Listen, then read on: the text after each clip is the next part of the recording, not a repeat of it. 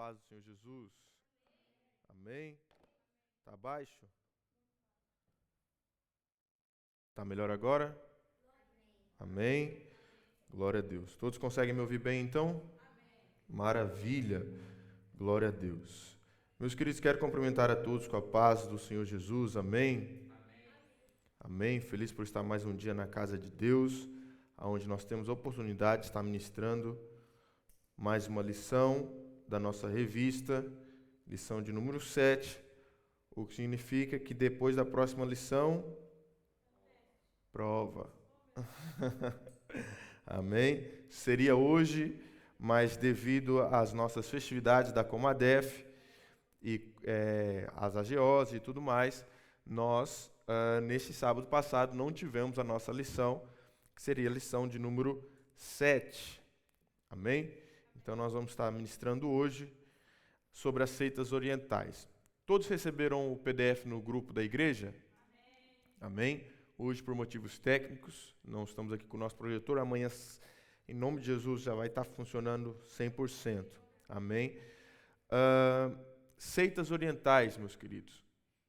Quantos aqui sabem o que é isso? Antes de nós adentrarmos sobre isso, eu quero me disponibilizar para, juntamente com a igreja, toda sexta-feira que anteceder a ceia, toda sexta-feira que anteceder a nossa ceia, nós estaremos aqui orando entre 6 a 12 horas. Amém? Sempre na sexta-feira, de sexta para sábado, da meia-noite até 6 da manhã ou até ao meio-dia. Tá bem? Essa madrugada foi muito bom, nós estivemos clamando aqui por essa cidade, pelos objetivos da igreja, estivemos clamando pela Maria Emanuele, e nós vamos ver, meus irmãos, Deus agir sobre essa cidade. Amém? Nós vamos ver, realmente, nós não vamos só ler histórias como nós lemos na Bíblia sobre o poder de Deus. Não, eu pelo menos falo por mim mesmo, eu estou cansado de somente ler sobre o poder de Deus. Eu quero vivenciar aquilo que eu leio. Eu quero vivenciar aquilo que eu leio. Amém? Então, eu quero convidar a toda a igreja, toda sexta-feira que antecede a nossa ceia, nós estaremos clamando aqui da meia-noite às 6 ou da meia-noite ao meio-dia, tá bem? Depois nós vamos avisando sobre, mas para anotarem já na vossa agenda, será no dia 13 de março, tá bem? Dia 13 é sexta-feira, então sexta-feira, dia 13, estaremos aqui na igreja às 11h50, às 23h50, até às 6 da manhã do dia 14 ou até o meio-dia do dia 14, que é no sábado. Amém? Glória a Deus? Maravilha. Então vamos para a nossa lição de hoje, seitas orientais. Quantos aqui já ouviram falar sobre as seitas orientais ou conhecem alguma? Quantos aqui sabem que ali em algumas regiões da Ásia não é permitido comer vaca? Pronto. Então, essas são algumas das seitas que nós iremos falar hoje. Quantos aqui conhecem, por exemplo, o budismo? Conhecem aquele gordinho de ouro? Então, vamos falar sobre isso também. Amém? Do dinheiro eu não sei, mas sei que ele é um gordinho descarado.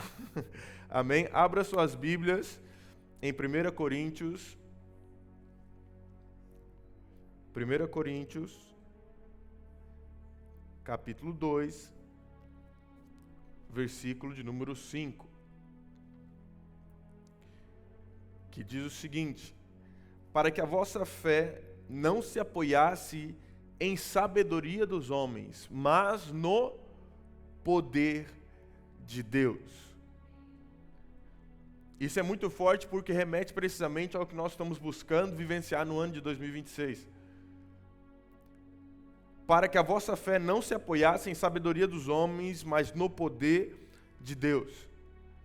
Paulo, nesta carta, ele está falando à igreja de Corinto, que tinha precisamente problemas entre eles, problemas de divisões e de muita vaidade entre a congregação.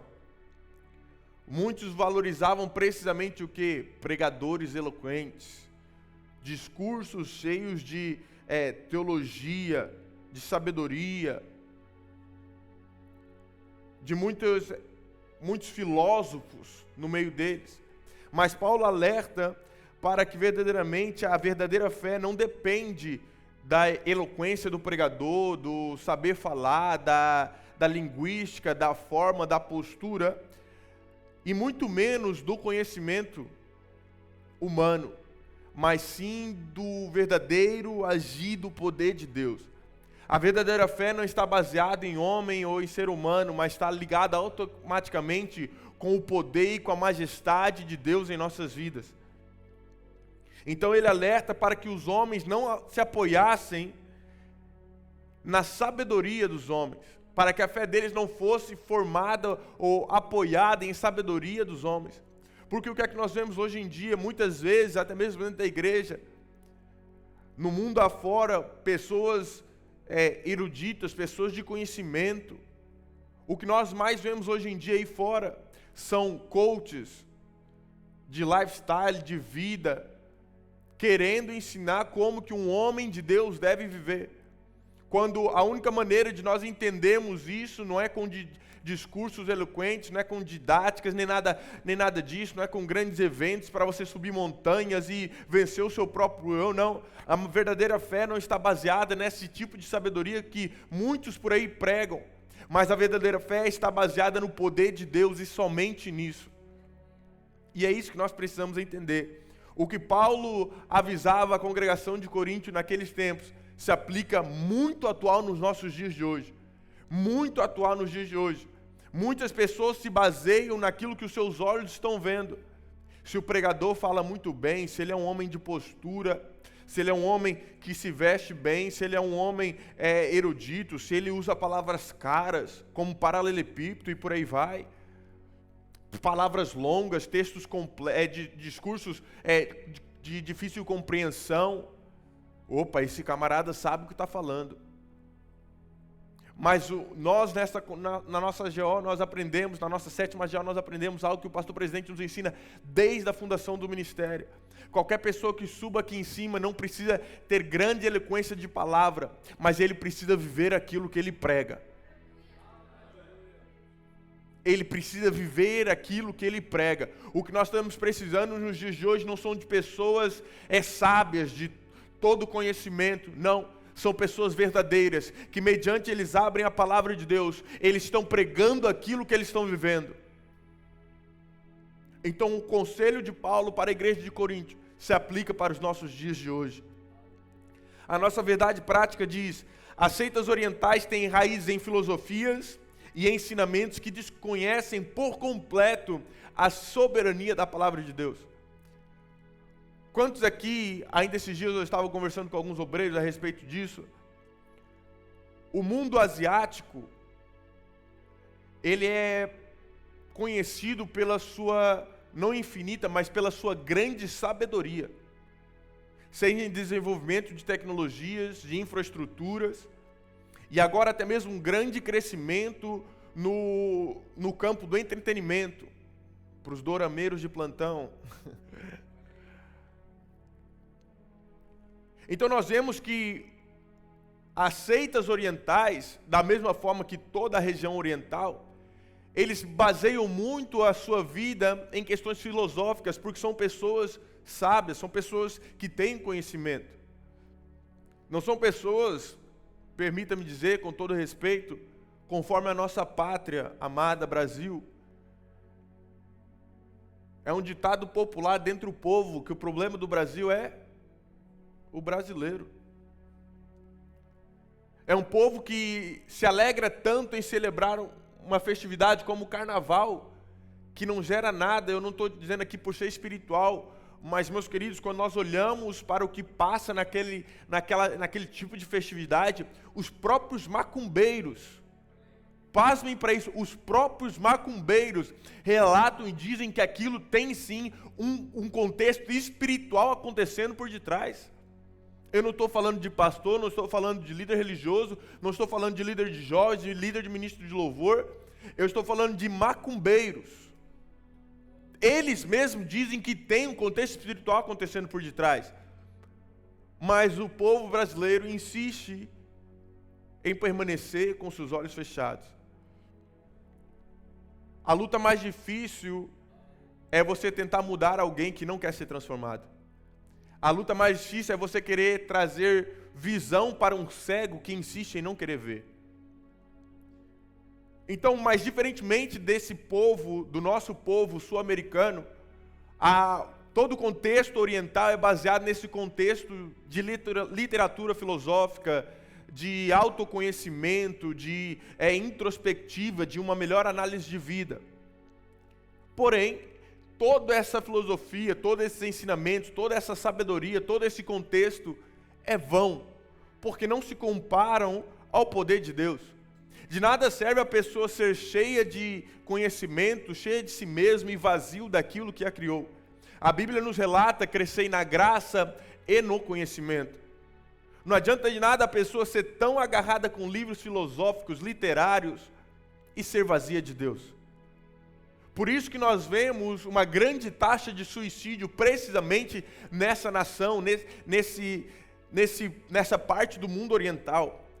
As pessoas são tão agarradas ao trabalho, são tão agarradas a si mesmo, que a taxa de suicídio naqueles lados é muito elevada, porque caminham diariamente sobre estresse, sobre fadiga. Pessoas cheias de si mesmos, cheias de filosofias, de teorias, mas vazias de Deus. A nossa leitura bíblica em classe, que foi lida aqui pela nossa levita Ellen, não vou fazer menção, como ela mesmo já leu. Vamos partir para a nossa introdução. As seitas orientais são provenientes das religiões universalistas do Extremo Oriente.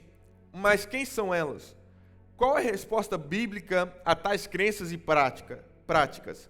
Nesta lição, responderemos a essas e outras intrigantes perguntas relacionadas aos Hare Krishna, à Igreja Messiânica Mundial, a Seishonoye e a meditação transcendental. Os dorameiros, no que eu falei, Seishonoye, ó. Mas vamos lá, quem são? Olhe para quem está do seu lado e diga assim: você sabe quem é? Os Hare Krishna. Não é Merry Christmas, não. Os Hare Krishna, quem são? Krishna é um personagem mitológico da Índia, que a princípio apresentava-se como a encarnação de Vishnu. Vishnu mesmo. No entanto, os seus seguidores afirmam o contrário. Vishnu é a encarnação de Krishna. Vishnu é um dos principais deuses do hinduísmo. Ele é considerado protetor e preservador do universo. Então nós conhecemos que o hinduísmo tem vários deuses.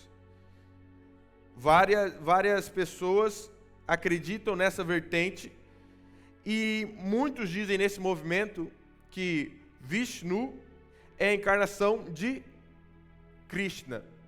E quem é Krishna? Krishna é uma das figuras mais importantes do hinduísmo, considerado, por assim dizer, um avatar de Vishnu. Ele é venerado por tanto a sua divindade, quanto por suas histórias como herói, mestre e amante divino. Quantos aqui, porventura, conhecem ou já ouviram falar do filme Avatar? Pronto. Agora imagine, Krishna é o avatar de Vishnu. É como se o Deus, Vishnu, se encarnasse através de Krishna. Amém? Pronto. Então, Krishna é um avatar de Vishnu, o Deus preservador do universo. A Sociedade Internacional para a Consciência Krishna, conhecida popularmente como Movimento Hare Krishna, é uma ramificação do tronco religioso hindu. Meu Deus. Sri Chaitanya Mahaprabhu, seu fundador, ensinou que Krishna é o Senhor Supremo sobre todas as outras divindades. Os Hare Krishna são membros de um movimento religioso, como eu disse, que é conhecido como a Sociedade Internacional para a Consciência Krishna. Em inglês fica ISKCON. ISKCON, International Society of Krishna Conscience, ok? Eles seguem a tradição do Vaishnavismo, que adora precisamente Krishna como seu Deus supremo. O movimento foi fundado originalmente em 1966 em Nova York. E ele levou os ensinamentos do hinduísmo devocional da Índia para o Ocidente. Então o que é que eles acreditam? Os Hare Krishnas ensinam que Krishna é o avatar de Deus, é a suprema personalidade do Deus Vishnu. Que a alma é eterna e ela reencarna. E reencarna, eles são, mais à frente nós vamos ver sobre isso, eles são zelosos que eles não matam até mesmo insetos. Porque eles acreditam que os seres humanos reencarnam, pode ser no mosquito, e se eles estiverem matando um mosquito, podem estar matando o antepassado deles. O objetivo da vida deles é desenvolver amor e devoção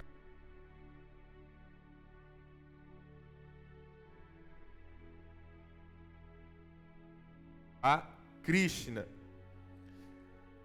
E que a libertação vem através da devoção. Vamos avançar. Igreja Messiânica Mundial.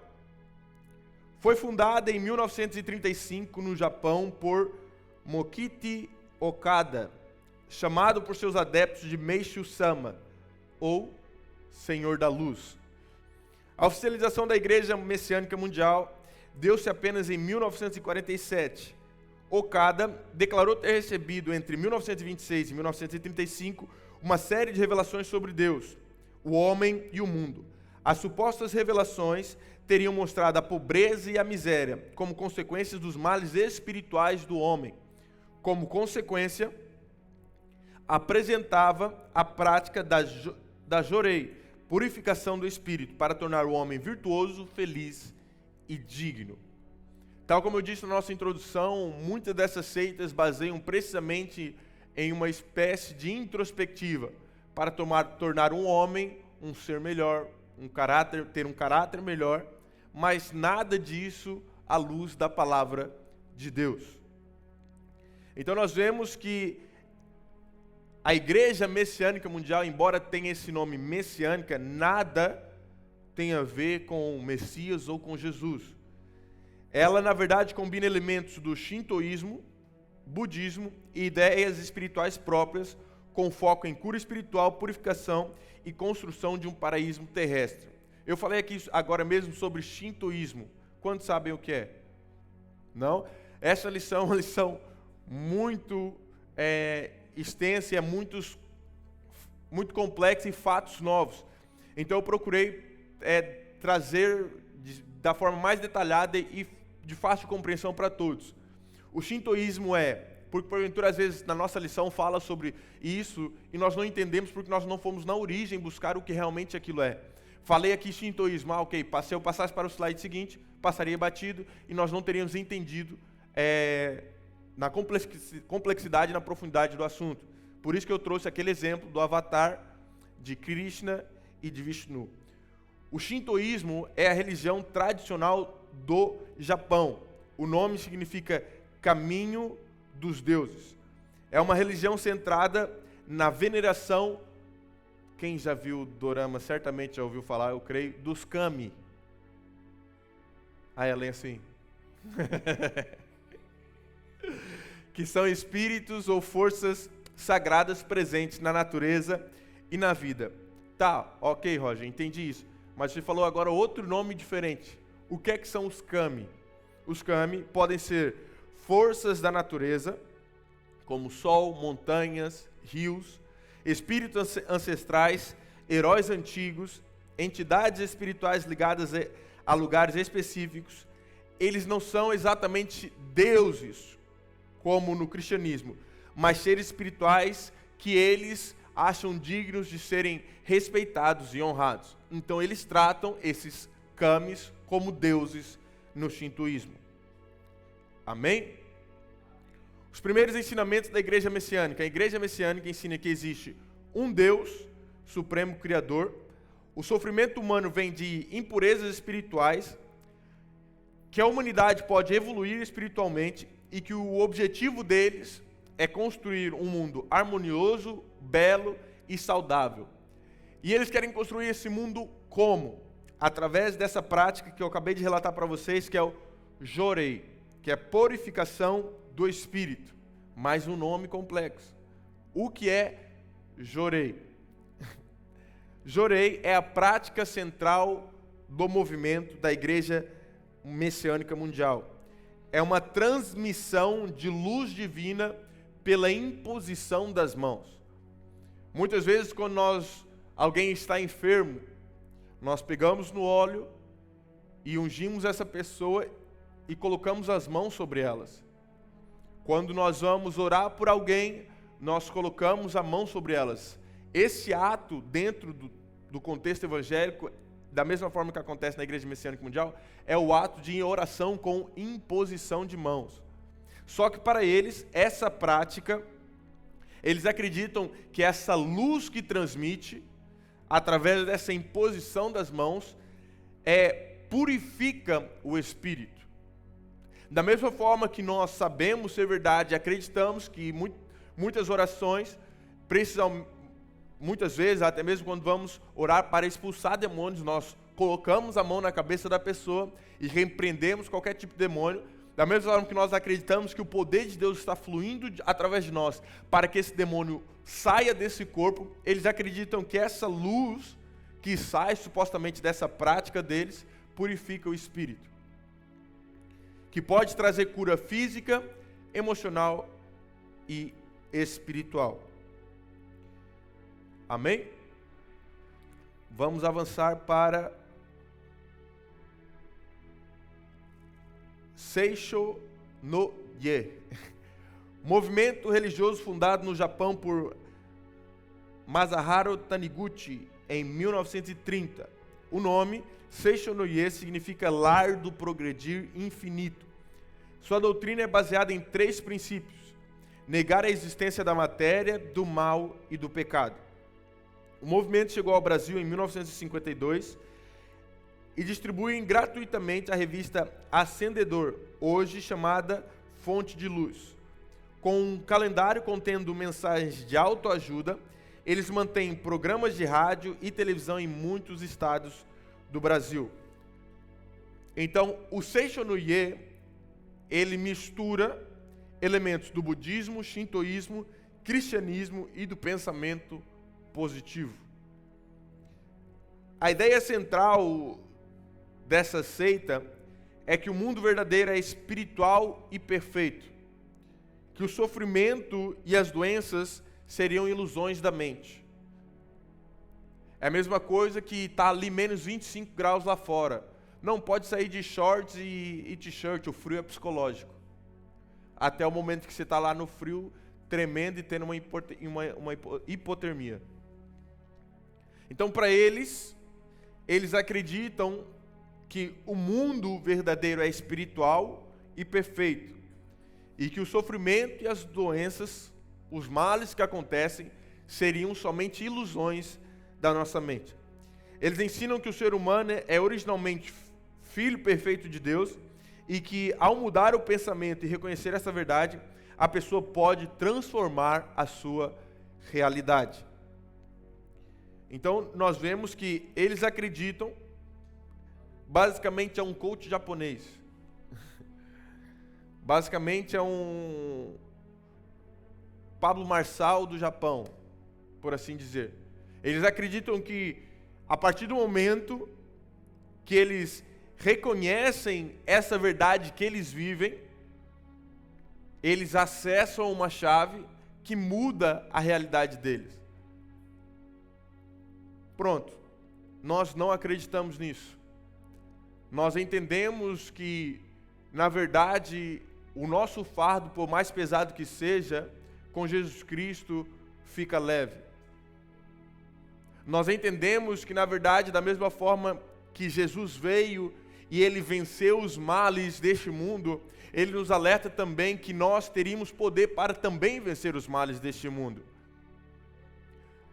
As situações que acontecem ao nosso derredor não são ilusões da nossa mente, mas são sim provas, são sim verdadeiramente processos que precisamos passar para alcançar um novo nível na fé, um novo nível no poder de Deus, um novo nível de relacionamento com o Senhor.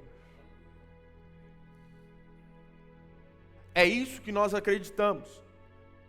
A única coisa que pode mudar a nossa realidade, que pode mudar a sua realidade, que pode transformar a sua realidade, não é você reconhecer uma verdade de uma seita, é reconhecer a verdade simples, prática e principal da Bíblia, que Jesus Cristo é o Senhor das nossas vidas. Por isso que quando uma pessoa aceita Jesus, nós fazemos o apelo, já vimos muitas vezes o nosso pastor Eliel fazendo aqui o apelo, e nós rogamos para que Deus escrevesse o nome dessa pessoa no livro da vida, porque a partir do momento que ela reconhece que Jesus é o Senhor supremo, suficiente das suas vidas, ela está dando liberdade para que a sua realidade seja transformada. Esse é o único momento em que a nossa realidade é transformada, meus queridos. A partir do momento que nós entendemos que Jesus Cristo é o nosso Senhor e Salvador. Esse é o momento que a nossa realidade é transformada. Uma observação muito importante. Nós lemos aqui que eles ensinam que o ser humano é originalmente filho perfeito de Deus. Porém, essa seita não é cristã. Apesar de usar termos como Deus e filhos de Deus, eles não seguem a Bíblia como a sua autoridade final e não ensina o pecado como o cristianismo bíblico. E muito menos apresenta Jesus como o único Salvador. Lá no início eu falei com a igreja que o Seishonoye mistura elementos do budismo, shintoísmo, cristianismo e do pensamento positivo. Então, quando é uma mistura de crenças, de religiões e de fundamentos, é considerado um movimento religioso sincrético, que é uma mistura de crenças. Agora entenda, certa vez eu trouxe uma palavra precisamente sobre isso.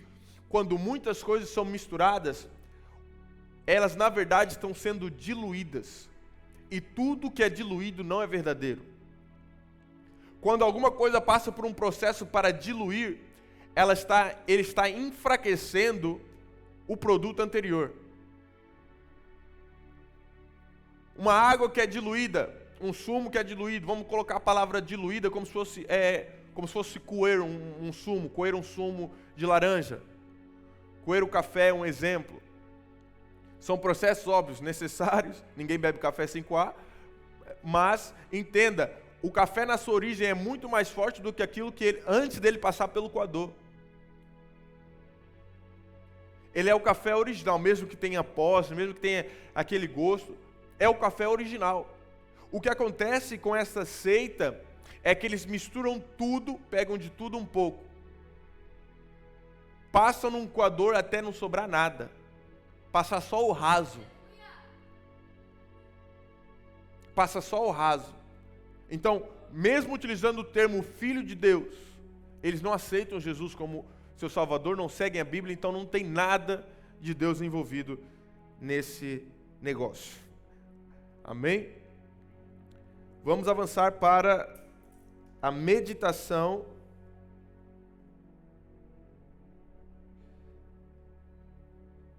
transcendental. O movimento, fundado na Índia em 1958 por Mahesh Prasad Varma, é uma ramificação do hinduísmo. Todavia, somente veio a ser conhecido a partir de 1965. Maharishi, como passou a ser chamado, seu fundador, tornou-se eremita e foi viver numa caverna dos Himalaias, antes de se transferir para os Estados Unidos em 1958. Ele fundou o seu movimento de regeneração espiritual na Índia, conhecido como meditação transcendental. Esse movimento ficou conhecido no Ocidente, no lado de cá, do nosso lado do mundo, nos anos 60, 1960, precisamente após o interesse do grupo, eu creio que os mais antigos devem conhecer, os Beatles. Os mais novos não fazem ideia de quem é. Os mais novos, que quiser fazer uma leitura da sala que você está, pergunta, quem daqui conhece os Beatles? Automaticamente vai denunciar a idade de alguns. Amém? Mas essa meditação ficou conhecida após precisamente o interesse desse grupo famoso. Por que é que eu achei interessante esse ponto e quis trazer para a lição de hoje? Nós precisamos ter muita atenção com o tipo de referência que nós estamos pegando para as nossas vidas do mundo lá fora. Meus queridos, eu não estou aqui trazendo teoria da conspiração, nem Epstein Files, nem nada disso. Eu estou trazendo aqui um conceito muito forte para as nossas vidas. Muitas pessoas que se denominavam, que se intitulavam fãs dos Beatles, certamente seguiram os seus exemplos quando demonstraram esse interesse. Da mesma forma que acontece na igreja, que muitas pessoas são atraídas pela presença de Deus, pela vida espiritual do seu pastor. Da mesma forma acontece no mundo lá fora. Qualquer pessoa de referência, qualquer pessoa que esteja em um alto nível de influência, irá ter sim, mesmo que seja de forma inconsciente, poder para gerar influência na vida de outras pessoas, seja para o bem ou para o mal. Por isso que eu quero trazer um alerta aqui para as nossas vidas, qual é o tipo de entretenimento que nós estamos consumindo lá fora. Eu falei aqui sobre algo que é precisamente algo que viralizou ultimamente e que muita gente tem acessado esse tipo de assunto, que é acerca de um famoso, de um bilionário conhecido, o Jeffrey Epstein, nos Estados Unidos, que estava conectado com rituais satânicos, canibalismo, e supostamente vazaram os seus documentos, os documentos da sua apreensão, e-mails que ele tinha contato com inúmeros, eu não estou falando inúmeros famosos que visitavam a sua ilha e por aí vai. E se você for ver, são pessoas que supostamente são da paz e do amor, nada se passa, pessoas tranquilas, pessoas normais. Mas o alerta de hoje não é para você ir assistir esse documentário, não. É para você não se deixar iludir pelo que os seus olhos estão consumindo. É para você não se deixar iludir pelo que a aparência te influencia a ser. Os nossos maiores exemplos, meus queridos, e é isso que eu costumo alertar os nossos jovens, os nossos maiores exemplos, e até mesmo agora trazendo para o contexto evangélico, muitas vezes, eu admiro tal pastor, ele prega demais e não sei o que mais, e prega e faz acontecer, tem 1 milhão de seguidores e isso e aquilo outro, passa 3 meses, um escândalo com adultério. Mas eu admiro tal cantor e não sei o que mais, passa 3 meses, escândalo com drogas. Escândalo como aconteceu recentemente com idolatria. Meus queridos, as maiores referências para as nossas vidas não são as pessoas que estão distantes de nós, mas são na verdade as que estão mais próximas, porque nós sabemos quem elas são na sua essência. As maiores referências para as nossas vidas, as maiores vozes nas nossas vidas, não podem ser pregadores que não têm vida na sua igreja local, não podem ser bandas e cantores que nem sequer congregam, nem sequer servem, nem sequer têm igreja local. A maior voz na sua vida espiritual não pode ser um orador da internet, não pode ser um profeta do YouTube. A maior voz na sua vida espiritual tem que ser o seu pastor local. Tem muita gente, meus queridos, não estou dizendo que você não pode ter inspiração. Pode sim se inspirar. Pode sim. Olha, eu gostei daquilo, vou aplicar onde eu congrego, vou aplicar, se estiver dentro da doutrina, do ministério, vou aplicar isso aqui. Tudo que é bom, tudo que eu vejo que é bom para o reino, eu copio. Salomão já dizia que nada se fez novo debaixo do céu. Não fui eu que disse, Salomão já dizia em Eclesiastes. Não existe nada que se faça novo debaixo dos céus. Certamente alguém já fez isso há muitos tempos atrás. Hoje em dia nós vemos aí, como aconteceu recentemente, o Descend, um grande evento evangélico em 5 estados, e achamos que é algo novo. Vai ver as cruzadas que Billy Graham fazia há tantos anos atrás, quando não tinha nem 1%, nem na verdade nada, das mídias e da tecnologia que tem hoje. Como é que aquele homem, pastor Liel, nos anos de 80, 70, reunia milhões de pessoas em estádios, somente com panfletos, com outdoors. Então, meus queridos, não existe nada que se faça novo debaixo dos céus. Agora entenda, pode sim ter inspirações, pode sim, sem problema nenhum, mas referência, voz ativa na sua vida, dê liberdade para o seu pastor te corrigir. Dê liberdade para o seu pastor local te direcionar. Dê liberdade para o seu líder do Ministério Louvor te apontar o caminho. Tem muita gente baseando a sua vida em pessoas que não têm nem relacionamento com eles. Corre atrás, vai vir fulano de tal pregar, corre. Corre atrás, compra bilhete, aquela coisa toda, aquela correria, aquela loucura. Chega lá, deixa eu tirar uma foto, tira uma foto, ouve, chora. A vida não é transformada. O pastor Eliel pregou a mesma mensagem que esse pregador roda, 25 cidades, pastor.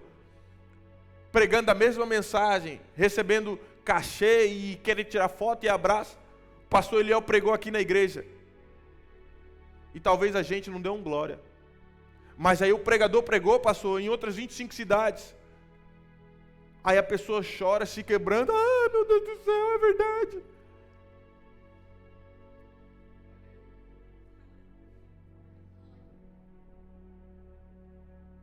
Meus queridos, as nossas maiores referências tem que ser quem a gente tem convívio diariamente, quem nós conhecemos na sua essência.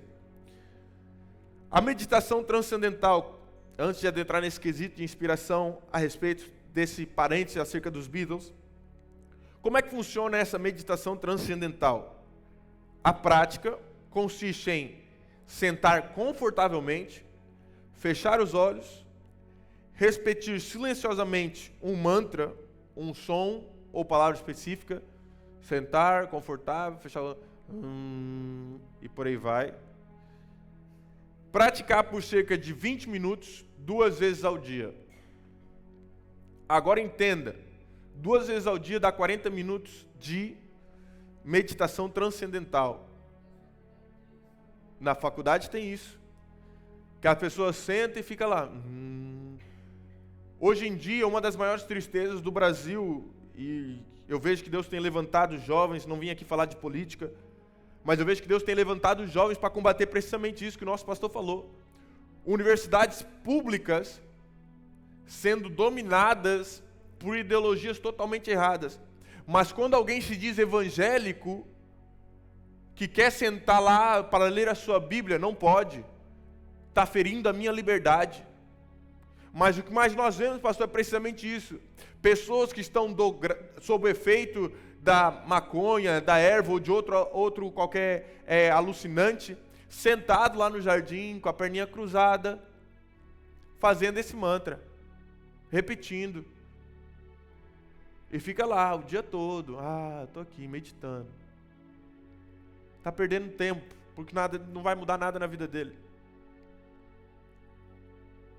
Agora, algo curioso, da mesma forma acontecia com o islamismo,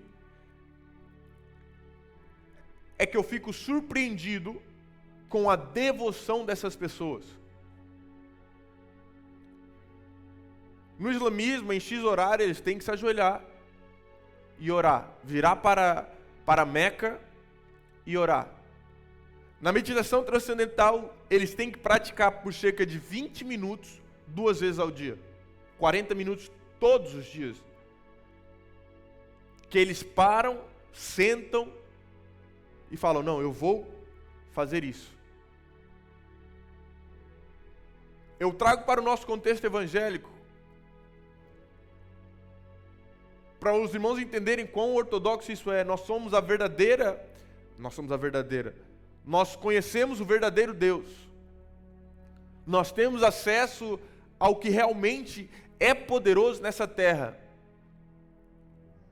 E não fazemos nem 1/3 do que essas pessoas fazem. Elas buscam o falso com mais intensidade do que nós buscamos o verdadeiro.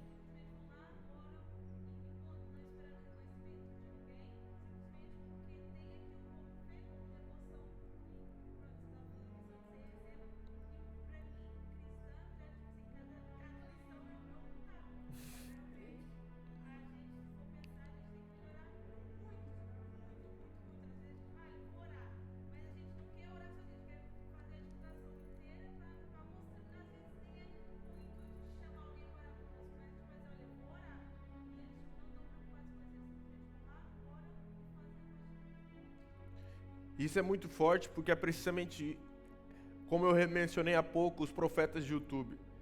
Se nós entrarmos agora, pesquisarmos oração no YouTube, você vai encontrar algum bispo, algum pastor, algum apóstolo, no meio evangélico ou católico, mas dentro do cristianismo, orando ali 24 horas, e pessoas lá, só para ouvir uma pessoa orar, contribuindo, comentando amém, glória a Deus e por aí vai. Agora pesquisa para ver se tem alguém aí fazendo mantras, meditação, ou até mesmo orando a Alá, assim em público para receber alguma coisa. Eles vivem aquilo que eles acreditam de forma verdadeira.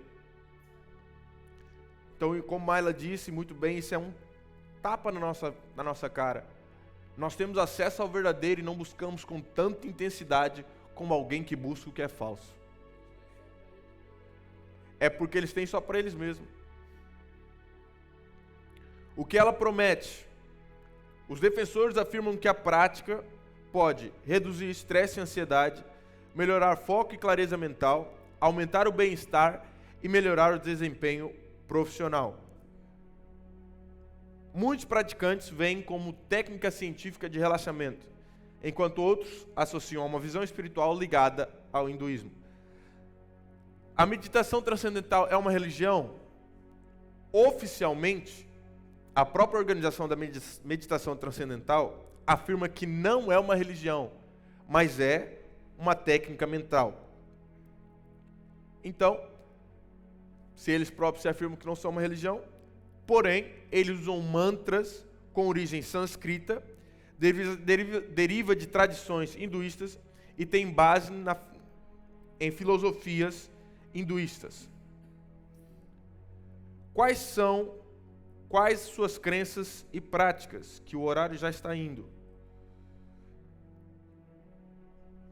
Suas crenças e práticas estão fundamentadas na filosofia oriental registradas em seus livros sagrados. Queria pedir para alguém estar lendo em Romanos, capítulo número 1, versículo número 21 e 22.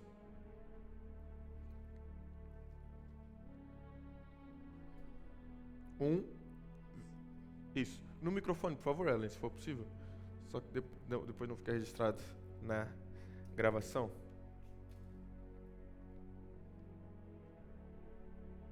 Quanto Tendo conhecido a Deus, não o glorificaram como Deus, nem lhe deram graças. Antes, em seus discursos se desvaneceram, e o seu coração insensato se obscureceu.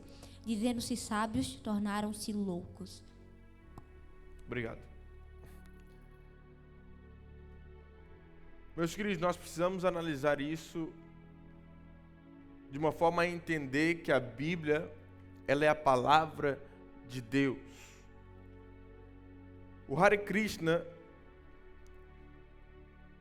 o livro sagrado é o Bhagavad Gita, parte dos Vedas hindus. Eles dizem também acreditar na Bíblia quando acham que certas passagens apoiam suas crenças e práticas. O mesmo é dito a respeito do Alcorão. Nós já ministramos sobre isso aqui. A Bíblia nós não podemos pegar as partes que nos favorecem. A Bíblia não foi feita para favorecer o ser humano, não foi feita para favorecer o nosso ego. A Bíblia foi feita verdadeiramente para gerar confrontos que geram mudanças. A Bíblia, ela é a palavra de Deus. Ela não é para agradar as nossas vontades, não é para agradar os nossos prazeres. A Bíblia é a palavra de Deus. A Igreja Messiânica Mundial, os seus escritos sagrados são as obras de Meishu Sama e de sua esposa. A semelhança do movimento Hare Krishna, afirmam aceitar a Bíblia, supondo que ela, de alguma forma, apoiará suas crenças. No Seisho no Ye, seus escritos sagrados são os mesmos do Shintoísmo, Kijiki e o Nihongi, do budismo, a Tripitaka e até mesmo a Bíblia. Mas a obra padrão deles são os escritos de Taniguchi como Verdade e Vida, que contém 40 volumes, e a Sutra Sagrada. Esses nomes estranhos que eu estou falando, Kijiki e Nihongi, são livros, tá bem? Por isso que eu não estou explicando. Não é nenhuma religião, não é nenhuma base, são livros. Meditação transcendental. Os seus escritos sagrados são as interpretações que Maharishi fez dos Vedas, principalmente o Bhagavad Gita, os livros sagrados do hinduísmo. Deus. O conceito de Deus no hinduísmo pode ser politeísta, panteísta e monoteísta, e monista. Brahma não é a bebida. O Criador, Shiva, o Destruidor, e Vishnu, o Preservador, são as suas principais divindades. Adoram a inúmeros deuses semelhantes a homens e animais. Buda negou a existência de Deus e Confúcio não agiu diferente. Os shintoístas são politeístas e adoram a natureza. No Hare Krishna, assim como o hinduísmo, defende o monismo panteísta. Agora que as coisas vão ficar um pouco mais complicadas. Acreditam que todos os deuses são formas ou expansões do ser absoluto Krishna. Negam a divindade de Jesus e a sua missão como salvador da humanidade. Para eles, o Senhor Jesus não passa de um mero guia espiritual e uma das inúmeras encarnações de Krishna. Antes de nós adentrarmos nos conceitos, eu quero aqui trazer a base para os irmãos entenderem. Politeísta.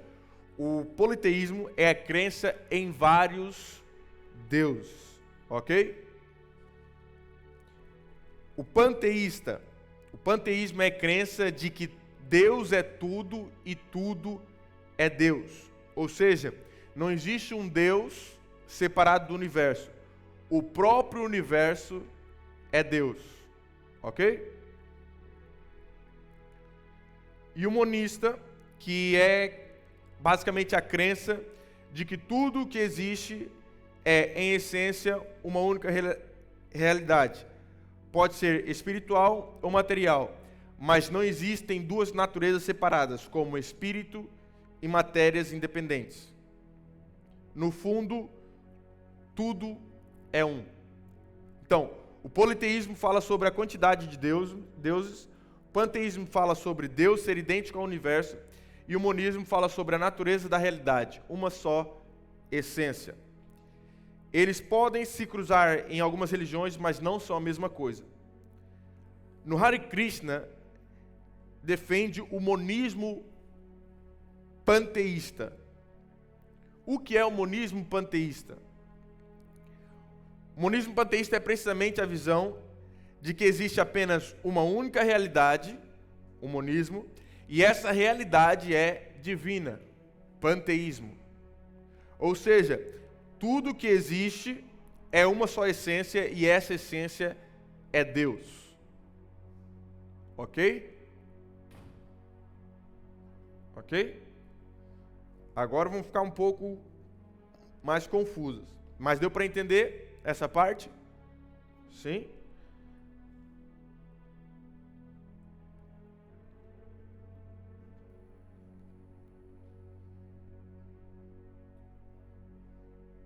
Então vamos avançar. Deus, no tópico número 2, Deus. A Igreja Messiânica Mundial não possui um conceito definido sobre Deus e seus atributos. Deus para eles, ora é pessoal e monoteísta, ora é panteísta. Na verdade, podem ser classificados como deístas. Uma nova palavra, já vou explicar. Os messiânicos exaltam mais a Meshusama do que a Deus. Negam a divindade, a morte e a ressurreição de Jesus, afirmam não ser Jesus o Salvador, consideram-no apenas alguém como alguém que encontrou a felicidade. O que é ser deísta? Ser deísta é acreditar basicamente que Deus existe, criou o universo, mas não interfere mais nele. O deísmo ensina que Deus é o Criador, porém não atua através de milagres, revelações específicas ou intervenções sobrenaturais contínuas. Então, as principais ideias do deísmo são precisamente essas: que Deus criou o universo com leis naturais perfeitas, o mundo funciona como um relógio que Deus colocou para funcionar, e que não há revelação especial, como a Bíblia, ou como alguns dizem ser, o Alcorão. A razão humana é suficiente para conhecer que Deus existe e que os milagres são rejeitados. Ou seja, para eles, Deus é alguém que fez o universo e saiu de cena. Seishonoye. Seu conceito a respeito de Deus é muito confuso. Panteísta pessoal, mas às vezes apresentam-no como uma energia vital e impessoal. Como negam a existência do mal, logo, Jesus não teria sofrido, negam sua divindade e ressurreição corporal. Se eles dizem que o mal não existe, eles invalidam todo o sofrimento que Jesus passou no caminho do Gólgota até a cruz do Calvário, vertendo até a última gota do seu sangue, suando sangue. Eles dizem que se o mal não existe, se o sofrimento não existe, eles invalidam e dizem que isso nunca aconteceu. Que o sofrimento de Jesus não existe e que muito menos a sua ressurreição. Meditação transcendental. Seu conceito sobre Deus é proveniente do monismo panteísta da religião hindu. Como nós falamos, o monismo panteísta foi logo o primeiro que nós falamos, que fala precisamente sobre a questão dos Hare Krishnas, que são,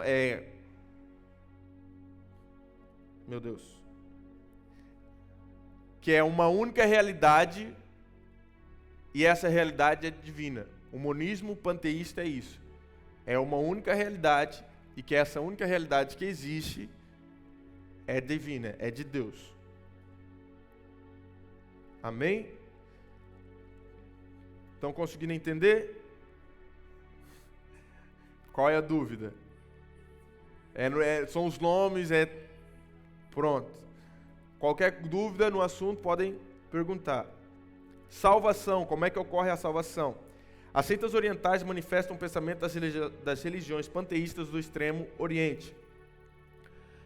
Vou aqui avançar um pouco, que o tempo já está indo.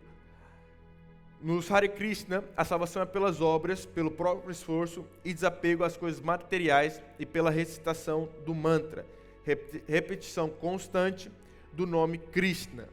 São vegetarianos, acreditam na transmigração da alma humana, por seres inferiores. Por isso, como eu disse, não matam insetos, pois estariam dessa forma correndo o risco de matar um dos seus antepassados. A Igreja Messiânica Mundial, para eles, o Salvador é Meixo Sama, e a salvação é mediante o Jorei, a prática de imposição de mãos, que segundo eles transmite energia ou uma luz canalizada por meio de um amuleto sagrado. Seixo Noye ensinam que todos os homens são filhos de Deus, mesmo os incrédulos e assassinos, e que o homem se torna Deus quando se liberta da consciência do pecado. A isso chamam salvação. Quando o homem vira aquela chave e começa a reconhecer aquela realidade que eles dizem. Foi precisamente aquele exemplo que eu dei sobre os coaches. Meditação transcendental. Além de acreditarem na reencarnação, consideram que a salvação é efetivada pela meditação transcendental, exercícios mentais com a recitação de mantra. Qual a resposta bíblica para todas essas seitas? As crenças e práticas dessas seitas são condenadas pela Bíblia Sagrada. Seus adeptos valorizam a palavra de Deus, valorizam a palavra de seus líderes e gurus, acreditam em pensamentos e máximas humanas, justamente o que o apóstolo Paulo condena no texto que nós fizemos da leitura bíblica em classe. Sobre a Bíblia Sagrada é a única revelação escrita de Deus à humanidade. Sua inspiração divina, autenticidade e autoridade podem ser constatadas no seu próprio conteúdo. Os livros sagrados das seitas e religiões, por outro lado, não apresentam provas de sua inspiração e autoridade. Pelo contrário, revelam inúmeras contradições. Como nós vimos, a maior parte dos livros que eles seguiam nessas seitas foram escritos pelos seus gurus, pelos seus antepassados, por homens que tiveram revelações. Não foi uma obra divina como a Bíblia. Sobre Deus, a Bíblia condena o politeísmo e a idolatria. O panteísmo ensina que tudo é Deus, e o monismo, que Deus e a natureza dissolvem-se em uma só realidade impessoal. O Deus revelado na Bíblia possui atributos pessoais, inteligência, vontade e emoção. É, portanto, um ser pessoal, transcendente e criador de tudo quanto existe. Não se confunde com a criação. Os adeptos das seitas que ora estudamos servem e honram mais a criatura do que ao Criador, ao ponto de dizerem que a pessoa, quando ela atinge um certo nível, elas se tornam até mesmo deuses. Sobre Jesus, essa parte já é mais fácil, é compreendida por todos. O Senhor Jesus é o Deus verdadeiro que se fez homem. Somente Ele pode salvar o ser humano, pois é o incomparável Salvador. Substituir o Senhor Jesus e seu Evangelho pelos gurus das seitas orientais e suas divagações metafísicas que ninguém pode compreender, só mesmo para os que preferem as trevas do que a luz. Sobre a salvação, não há vínculo algum entre a salvação bíblica com aquilo que é chamado de salvação pelos movimentos sectários. Em outras palavras, as seitas negam a doutrina da salvação. Negam a doutrina da salvação pela graça mediante a fé, por acreditarem apenas no esforço humano para obter aquilo que chamam de salvação e na reencarnação. O que são? Aqui sabem o que são os movimentos sectários? Não? Os movimentos sectários é um grupo religioso ou espiritual que se separa de uma tradição maior ou do padrão religioso que predomina e desenvolve crenças, práticas ou doutrinas próprias, tais como o Hare Krishna. É um movimento sectário porque pega muitas coisas do hinduísmo. Basicamente, sectários não é uma palavra difícil, é uma sectorização. Eles pegam alguns pontos de um padrão religioso predominante, o hinduísmo, pegam ali algumas partes e aplicam para eles, e desenvolvem crenças, práticas e doutrinas. Então, isso é um movimento sectário. Amém? No microfone, por favor, desculpa.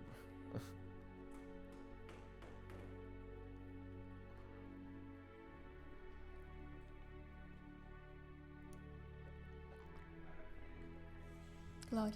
No caso do movimento sectário, cada pessoa ou cada grupo pega algo de outras religiões, ou é um movimento inteiro que pega várias coisas de outras religiões? Não entendi. Não, o movimento sectário é, por exemplo, tem o movimento evangélico do Brasil, que é o movimento das igrejas evangélicas do Brasil. Okay? O movimento sectário é, por exemplo, os Hare Krishnas, é um movimento sectário. Eles pegaram uma parte do hinduísmo e aplicam, e a partir disso desenvolvem crenças, práticas ou doutrinas próprias. Normalmente são grupos, todas essas seitas que nós relatamos aqui, a maioria delas são movimentos sectários, ok? Que são crenças, por exemplo, se eu não estou em erro, o Seishonoye, se eu não estou em erro, que pegou várias coisas do cristianismo, de 4 religiões diferentes e aplicaram, desenvolveram neles crenças próprias, práticas próprias e cultura própria. E isso é movimento sectário. Exatamente. Amém?